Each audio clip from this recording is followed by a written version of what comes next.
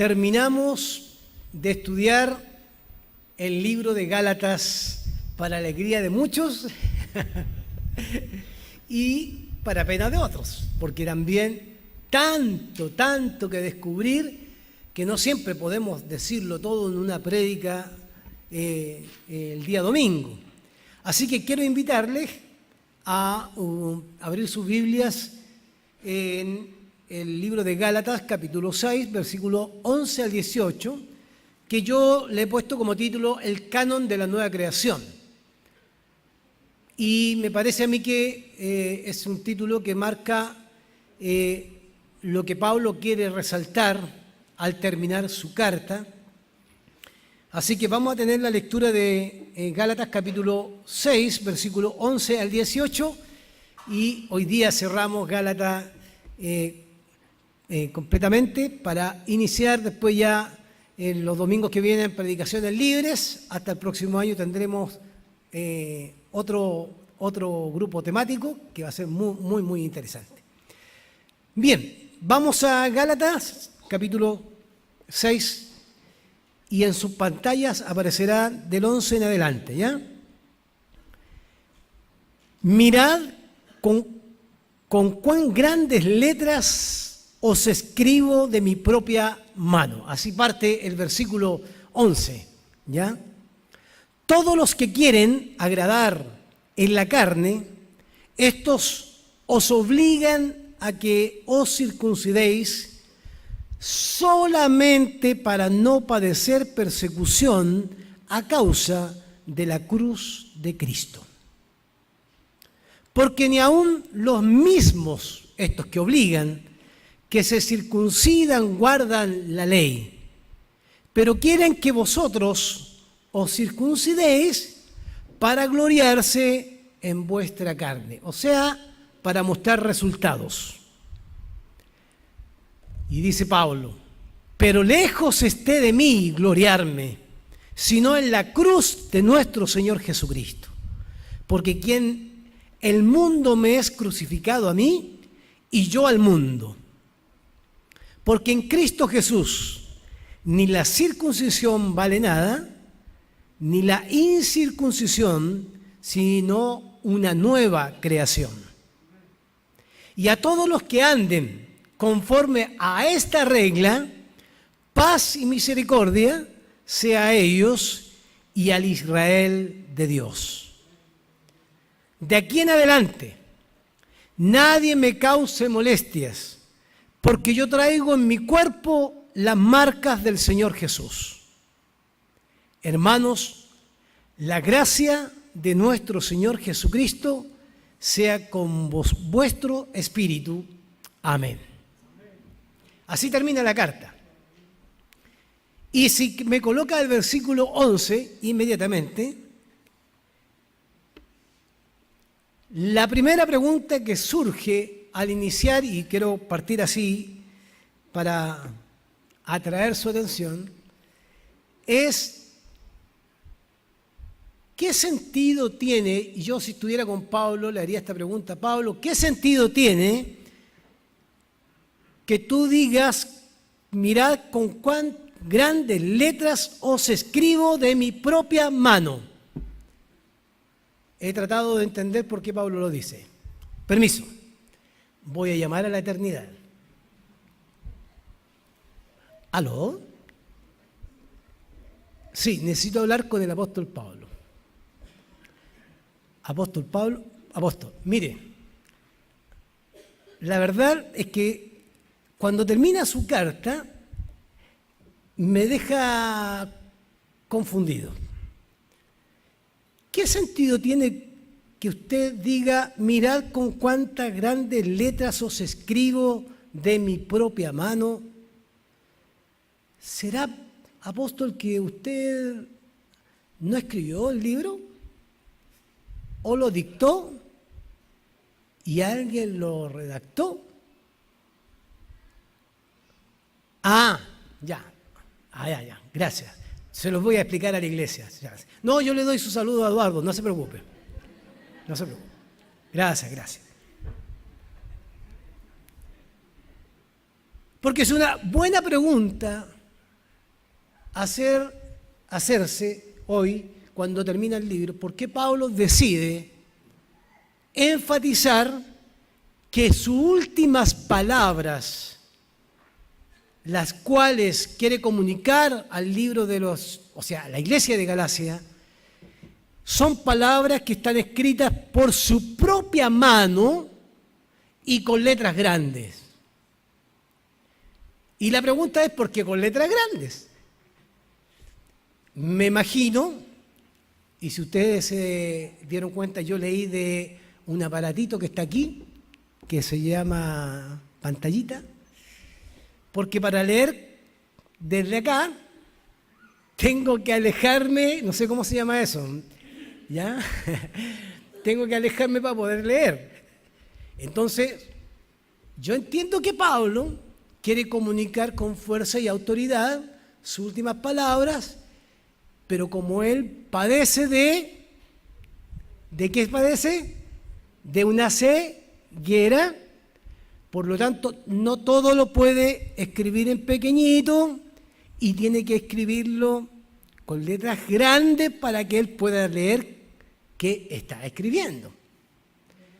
Más aún en el sentido que tiene, porque no solo va a reafirmar algunas de las cosas que ha dicho, sino que ahora va a colocar el piso o la plataforma de donde debemos pararnos los creyentes que se alejan de cualquier esclavitud, sea judaizante o sea cristiana. Él va a decir palabras fuertes para marcar su posición y su autoridad como apóstol, y lo quiere dejar marcado con esto. Mirad con cuán grandes letras os escribo por mi propia mano, ¿ya? Y va a colocar su sello final.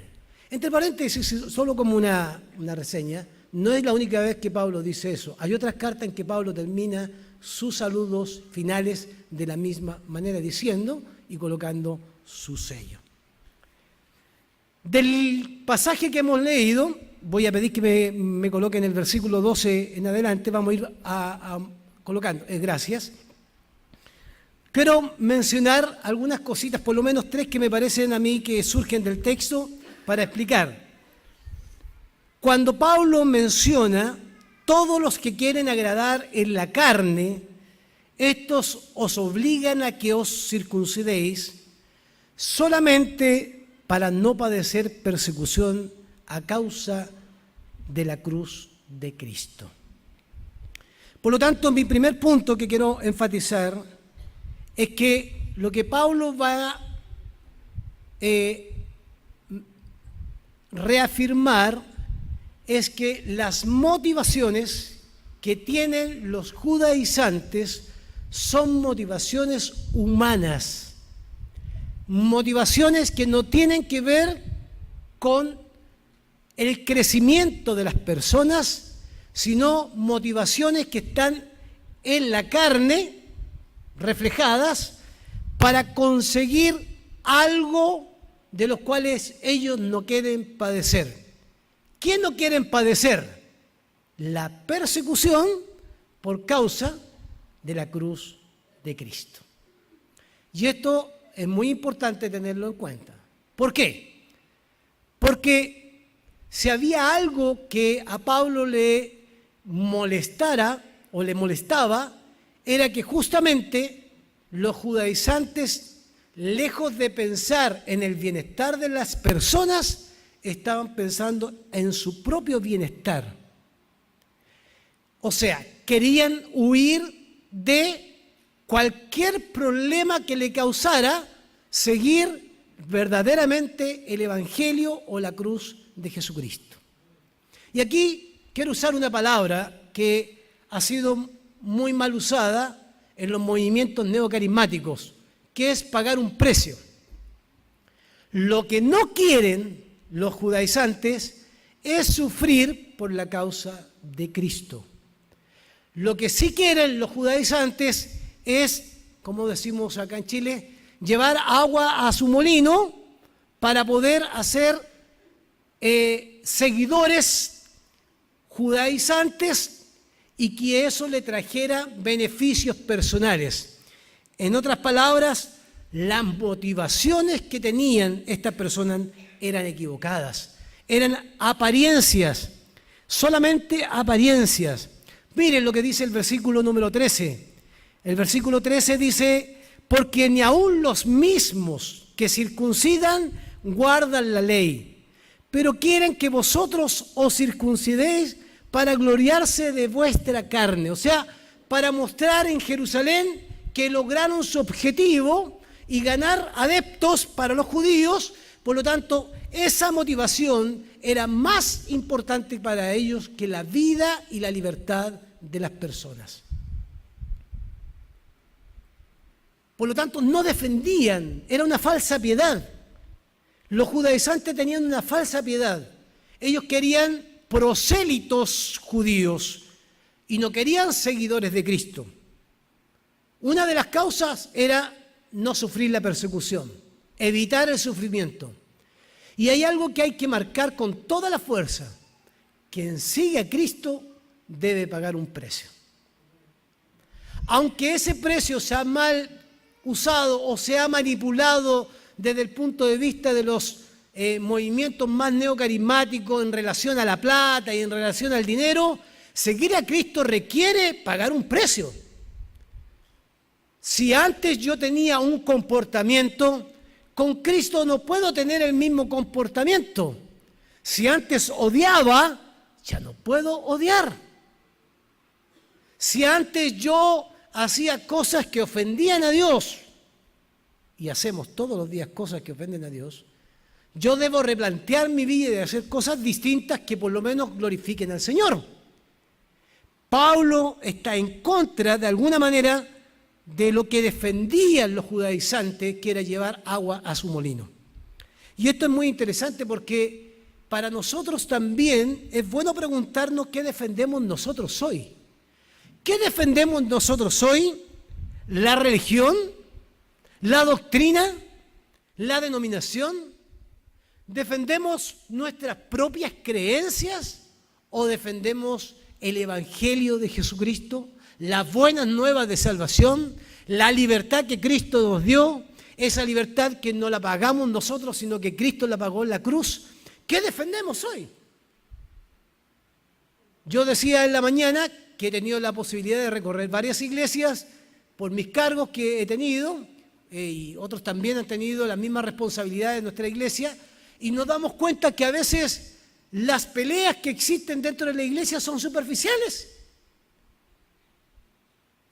Seguimos a personas, seguimos movimientos, seguimos a pastores, seguimos a líderes, defendemos doctrinas, defendemos posiciones cerradas, cuadradas, legalistas, pero no estamos dispuestos a defender la libertad que Cristo nos ha dado. Es triste ver cómo a veces, por no decir la verdad del Evangelio, nos conformamos con el silencio, nos conformamos con guardar silencio. Cuando uno estudia el libro de los Gálatas, no puede guardar silencio a la hora de aclarar ideas y conceptos, como por ejemplo los que hemos escuchado anteriormente, los que andan en la carne y los que andan en el espíritu. Los que andan en la carne, como los judaizantes, buscan su recompensa. Son máscaras que quieren demostrar una piedad que finalmente se convierte en una falsa piedad, esclavizar a las personas. Y existe mucho en nuestras iglesias la falsa piedad.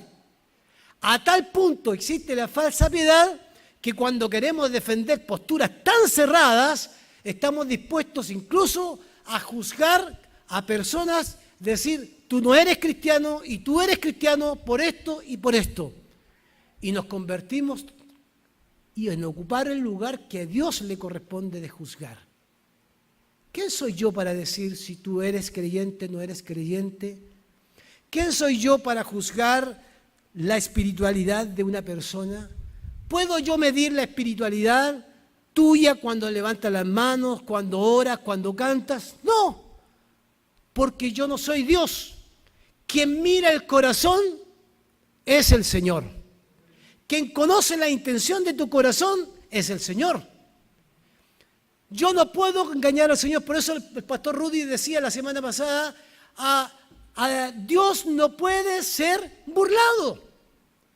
Y estos judaizantes querían, con una máscara de falsa piedad, llevar adeptos. ¿Por qué? Porque en Jerusalén recibirían el aplauso como buenos judíos que hacían prosélitos y recorrían la región. Reconocían, eran reconocidos, querían el reconocimiento de sus líderes. Esos líderes a los cuales Pablo en Gálatas capítulo 1 y 2 dice: yo fui a Jerusalén, estuve con unos que se creían que tenían autoridad y aunque no me enseñaron nada nuevo, me dieron la diestra y me dijeron: siga adelante. Pero otros judaizantes querían el reconocimiento y el aplauso y decir, llegar con esto donde su grupo de judíos o partido, como usted quiera llamarlo, y decir: mira, hemos circuncidado en Galacia a 100. Y usted sabe lo que es la circuncisión, ¿cierto? Es una obra humana que afecta una área física y que esa área física da muestra de que se ha convertido o se ha entregado o se ha hecho adepto a un partido o una religión. Pablo está en contra de eso.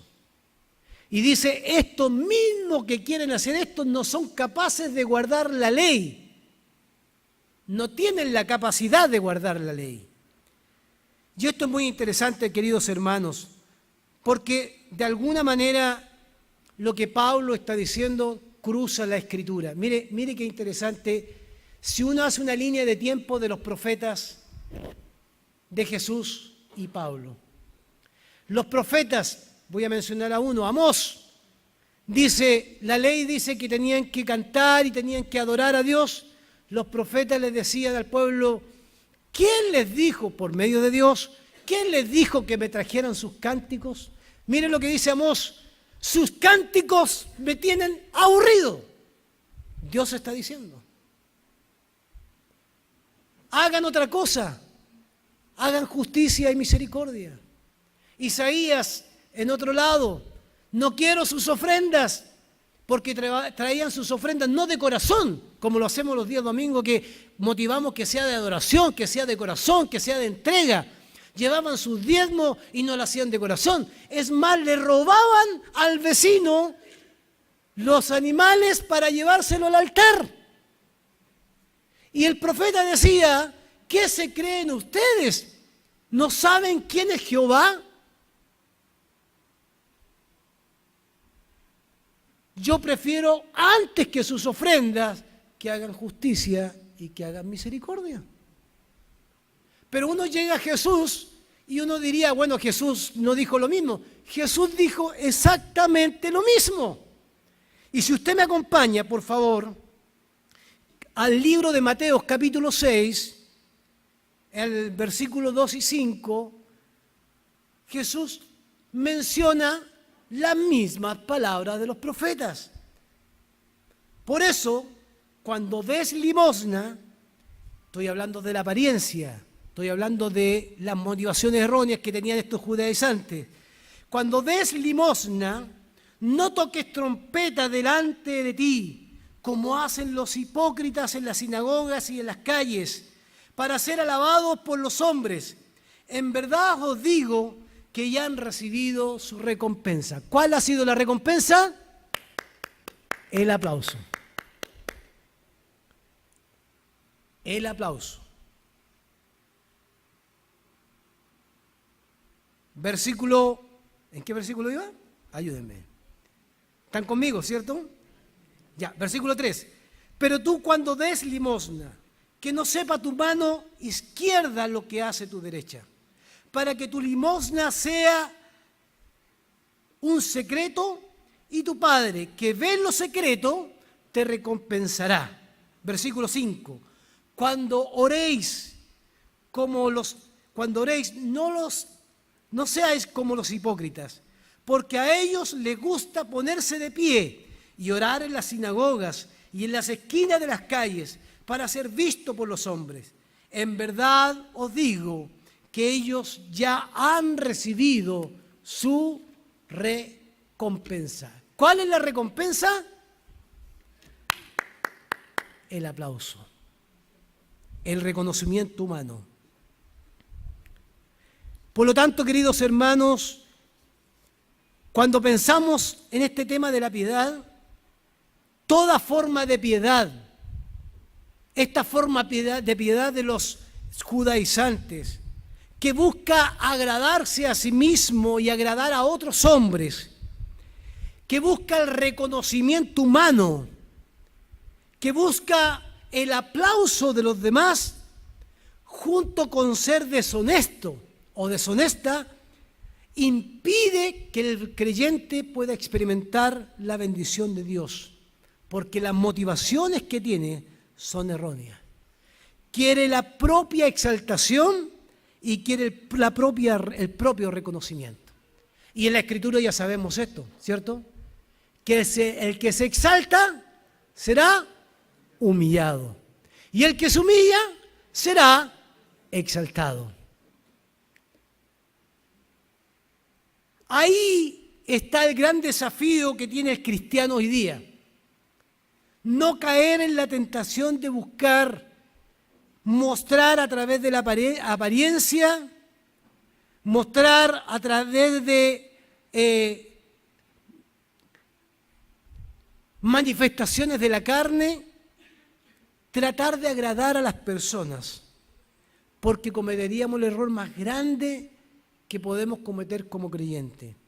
Viviremos toda la vida siempre de la opinión de otros y no nos interesaría la opinión de aquel que tiene una opinión importante que dar de nosotros, que es nuestro Señor Jesucristo. ¿Se acuerdan de Noé? ¿Cómo parte el relato del diluvio? Noé, varón justo, delante de toda aquella generación. ¿Se acuerdan de eso, cierto? ¿Se acuerdan de Job? ¿Qué dice de Job? Job, varón justo y temeroso. La opinión de Dios. Cuando está Jesús en el Jordán bautizándose y baja la paloma y la voz de Dios aparece como un estruendo y dice: este es mi Hijo amado. La opinión que nos debe interesar es la opinión de nuestro Señor. La opinión que nos debe importar es la opinión que un día saldrá de los labios del Señor. Buen siervo y fiel, en lo poco fuiste fiel, sobre mucho te pondré. Sin embargo, existe esta tentación. Cuando Jesús se enfrentó a los fariseos y a los saduceos, fue duro con ellos. Y yo no quise pasar por alto este párrafo porque quiero conectarlo con los profetas, con Jesús y Pablo. Y si me acompañan nuevamente al libro de Mateo, capítulo 23, versículo 13 en adelante, están los ay de Jesús. Y dice, versículo 13 en adelante del capítulo 23, mas ay de vosotros, escribas y fariseos, hipócritas, porque cerráis el reino de los cielos delante de los hombres, que ni vosotros entráis, ni a los que están entrando dejáis entrar. Ay de vosotros, escribas y fariseos hipócritas, porque coméis las casas de las viudas, y por pretexto hacéis largas oraciones. Por esto llevaréis más grande juicio. Ay de vosotros, escribas y fariseos, hipócritas, palabras fuertes del Señor, porque rodeáis el mar y la tierra, como estos que estaban en Galacia, para hacer un prosélito, y cuando fuere hecho, cuando lo consiguen, lo hacéis hijo del infierno doble más que vosotros, o sea, lo esclavizan más todavía. Versículo 23 al 27 del capítulo 23. ¡Ay de vosotros, escribas y fariseos, hipócritas! Porque diezmáis de la menta y del eneldo y el comino, y dejasteis lo que es lo más grave de la ley, el juicio y la misericordia y la fe. Esto es menester hacer, y no dejar lo otro. Guías a ciegos, que coláis el mosquito, mas tragáis el camello. ¡Ay de vosotros, escribas y fariseos hipócritas! Porque limpiáis lo que está fuera del vaso y del plato, mas de dentro están llenos ¿de qué? Robo y de injusticia. Fariseos ciegos, limpia primero lo de adentro del vaso y del plato, para que también lo de afuera se haga limpio. ¡Ay de vosotros, escribas y fariseos, hipócritas! Porque sois semejantes, miren lo que dice, semejantes a sepulcros blanqueados, que de afuera a la verdad se muestran hermosos, mas dentro están llenos de huesos muertos y de toda suciedad. Las apariencias. Lo que hacían estos judaizantes era aparentar una piedad falsa para esclavizar a las personas. Es muy interesante. Un legalista siempre buscará un partidario. Nunca buscará un seguidor de Jesucristo. Un legalista buscará a un hombre o una mujer que sea parte de un grupo de personas, pero nunca buscará a alguien que sea libre en el reino de Dios. Un fariseo esclavizaba a otro simplemente porque creía que era la forma de que las personas pudieran alcanzar y acercarse a Dios. Pablo se opone a eso, los profetas se oponen a eso, y Jesús se opuso a esto cuando escribió estas palabras. Lo segundo que quiero decir respecto a este texto está en los versículos 14 y 15. Pablo va a dejar claro su posición. ¿En qué sentido? Que va a mostrar que estas motivaciones erróneas hay que eliminarlas de la vida de cualquier creyente. 14. Pero lejos esté de mí gloriarme, sino en la cruz de nuestro Señor Jesucristo, por quien el mundo me es crucificado a mí y yo al mundo. Versículo 15, por favor. Porque en Cristo Jesús ni la circuncisión vale nada, o sea, los judíos, ni la incircuncisión, o sea, los gentiles, sino lo único que vale para el apóstol Pablo es la nueva creación. Nada que esclavice, nada que pueda establecer una fe exterior o una apariencia de piedad falsa, para Pablo es válida. Simplemente para Pablo es válida la nueva creación. La pregunta que me dice, y es bueno hacerse cuando uno lee, ¿por qué Pablo se gloría en la cruz? Y quiero mencionar por lo menos 4 o 5 cosas respecto a eso. Primero, Pablo se gloría en la cruz de Cristo porque es el único lugar donde la gracia de Dios se ha hecho real, visible y se ha extendido hasta el día de hoy. Amén. Segundo, es el único lugar de redención. No hay que pasar por la circuncisión, ni por ninguna regla y norma, sino el único lugar de redención. Pero Pablo lo amplía mucho más, lo hace mucho más amplio. No solo en la cruz se consigue la redención, sino la justificación, santificación y la glorificación. Porque un día seremos glorificados como Cristo fue glorificado. Tercero, para Pablo la cruz, gloriarse en la cruz, es el lugar donde todos los hombres son congregados. Y esto es maravilloso, extraordinariamente maravilloso, porque en la cruz se terminaron los hombres y las mujeres, los judíos y los gentiles, los libres y los esclavos, los ricos y los pobres. Delante de la cruz y delante del Señor, todos los hombres somos iguales. Qué maravilloso es eso. Qué maravilloso es eso.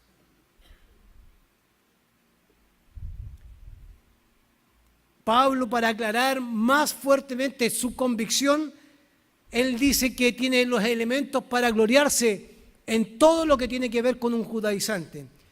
Filipenses capítulo 3, versículo 4 al 9. Pablo, también hablando de esto, dice: aunque yo tengo de qué confiar también en la carne, como estos judaizantes, si alguno cree tener de qué confiarse en la carne, yo mucho más, dice Pablo, circuncidado al octavo día, del linaje de Israel, de la tribu de Benjamín, hebreo de hebreos, en cuanto a la ley, fariseo, en cuanto al celo, perseguidor de la iglesia, en cuanto a la justicia de la ley, irreprensible, cumpliendo la ley siempre.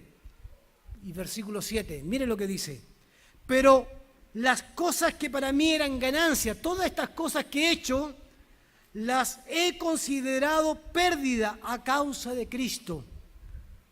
Y aún más, dice el apóstol Pablo, considero como pérdida todas las cosas en comparación con lo incomparable que es conocer a Cristo, Jesús mi Señor. Por eso, por esta causa, yo lo he perdido todo y lo tengo todo por basura, a fin de ganar a Cristo. O sea, Pablo está dispuesto a perder toda la reputación que tenía. No quiere aplauso, no quiere reconocimiento de las personas, solo quiere el reconocimiento de aquel que estuvo en la cruz y murió por nosotros y resucitó. Versículo 9: solo quiero ser hallado en él, sin pretender una justicia mía, humana, carnal, derivada de la ley, sino la que es por la fe en Cristo, la justicia que solo proviene de Dios. Esa es su plataforma.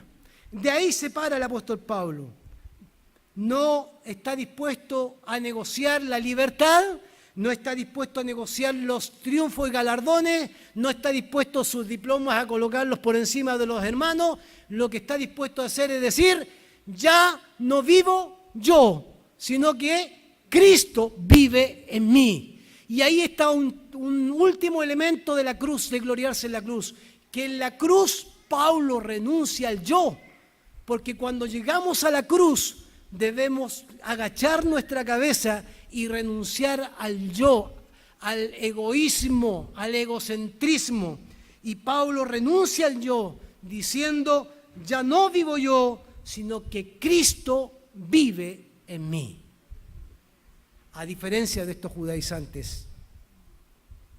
Porque para Pablo la libertad no se puede transar. La cruz de Cristo para Pablo tiene un significado especial. Otro elemento que destaco del versículo 15 tiene que ver con este tema de la nueva creación. Yo les conversaba ayer con mi esposa y le decía que en griego hay dos palabras, o una palabra para criatura y una palabra para creación. Por ejemplo, si usted busca después en su casa, en internet, va a encontrar esas palabras porque aparecen en internet hoy día. Si usted busca la palabra criatura, ¿sí? La palabra griega para criatura es tisma, que habla de criatura. Pero la palabra que usa Pablo acá es tisis, que significa creación. Cuando uno va a 2 de Corintios capítulo 5, versículo 17, y dice: de modo que si alguno está en Cristo, nueva criatura es. ¿Y qué dice? He aquí, todas las cosas son hechas nuevas. Bueno, la palabra en griego que tradujo Reina Valera, la tradujo en tisma, y es tisis. Se debe leer de modo que si alguno está en Cristo, nueva creación es. ¿Saben por qué? Porque con la instalación del reino de Dios se convierte en una nueva creación todo aquel que es redimido por la sangre de Cristo. Por eso no hay judío, no hay griego. Por eso se acabaron las fronteras y los límites políticos. Por eso ya no hay distancia entre uno y otro, sino que a partir de ahí esta nueva creación hace que todas las cosas sean nuevas. Por eso Pablo va a defender que hay un canon, una regla espiritual, que no es la regla de los judaizantes, sino que es la regla que Cristo ha establecido. Esta creación que Pablo menciona es una operación distinta. Mírenlo desde este punto de vista. No es la regeneración de un ser humano, que se le cambia un chip para que se comporte como un robot y camine como un robot. No, es la operación de la creación total, donde la redención transforma todo lo que nos rodea. ¿Y cómo transforma todo lo que nos rodea? Porque Cristo transforma nuestro ser y nuestro ser se convierte en la luz y la sal de la tierra. Y ya no somos hipócritas, sino que ahora somos seguidores reales de Jesucristo. Por lo tanto, cuando la creación es transformada, todo lo que hacemos debe ser transformado. Yo no puedo decir que amo aquí solo en la iglesia, debo amar fuera de la iglesia. Yo no debo decir acá no robo, debo dejar de robar fuera de la iglesia. Yo no debo decir aquí no miento, porque cuando entramos al templo decimos aquí no se puede mentir. No debemos mentir nunca, ojalá nunca mentir. O sea, estoy hablando de un comportamiento que está a la altura de la obra que Cristo ha hecho en nosotros. Cristo, que hace todas las cosas nuevas, tiene un alcance en nosotros que debemos disfrutar hoy día. Es algo escatológico, presente y futuro. Debemos disfrutarlo ahora. Algunos piensan que hay que disfrutar la eternidad. No, hoy día hay que disfrutar de esta nueva creación porque Dios nos ha hecho libres hoy para disfrutar la vida cristiana siempre. Algunos están esperando la eternidad para disfrutar de la obra de Cristo y del Evangelio. No, el Evangelio se disfruta hoy, en el presente. Somos hijos de Dios, somos libres, podemos aplaudir, podemos movernos, podemos gozar, podemos reír, podemos salir, podemos disfrutar de lo que Dios ha hecho, de la naturaleza, podemos hacer mil cosas más, siempre dentro del canon de lo que somos, hijos del Rey de Reyes y Señor de Señores. ¿Quién dijo que los cristianos eran fome?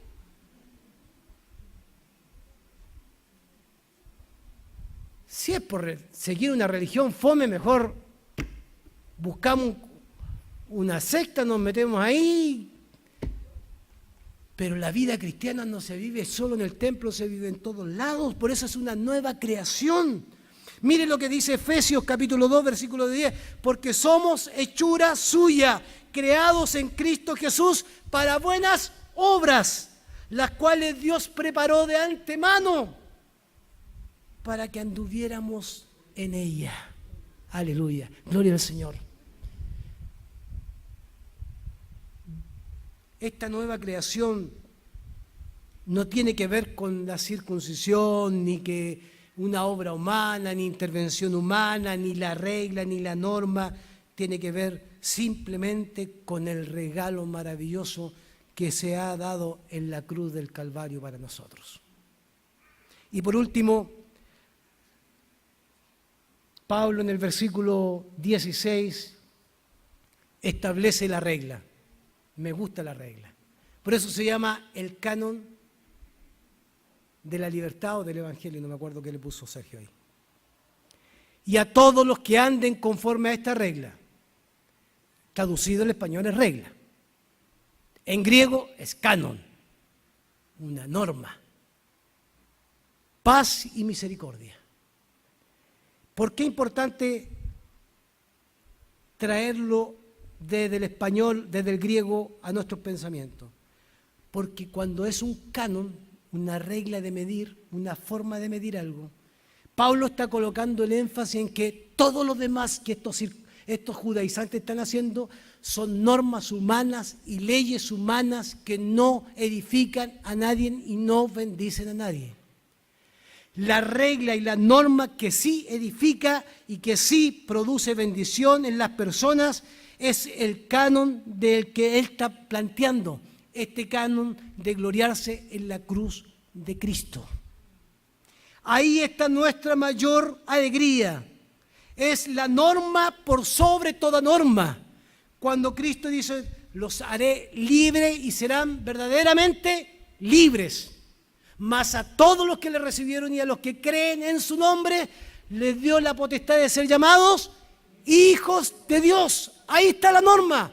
Por lo tanto, la norma establece que esta religión, voy a cambiar la palabra, lo que es el cristianismo es espiritual, interior y no exterior y carnal. Pablo se opone a todo lo que es exterior y carnal para establecer la norma de lo espiritual. Quien camina en esta norma espiritual gozará de la paz y de la misericordia. Díganme, hermanos queridos, yo lo he experimentado. Cuando uno va aprendiendo esto, uno va madurando. Yo miro hacia allá, hacia atrás y digo, ¿cuántas cosas hice que esclavizaron a personas jóvenes, no sé? Pero cuando uno descubre esto y ya no lo hace, ¿cómo disfruta de la paz y de la misericordia de Dios? ¿Cómo disfruta de la tranquilidad de saber que quien hace la obra en las personas es el Señor y no el pastor? Hay pastores que creen que son el Espíritu Santo y hay hermanos que creen que son el Espíritu Santo y le dicen a las personas, tú cambia esto, tú cambia esto, tú cambia esto, y el otro cambia, pero cambia humanamente. ¿Y la obra del Espíritu? El proceso de Claudio no es el proceso del pastor Ricardo. El proceso de Eduardo no es el proceso de Carlos no es el proceso de Ricardo. Todos tenemos procesos distintos en esta nueva creación. Lo que no cambia en el canon es que somos una nueva creación que está llamada a cambiar la creación que está a nuestro alrededor, para que se note que somos hijos del Dios vivo, el Dios que nos dio nuestra libertad.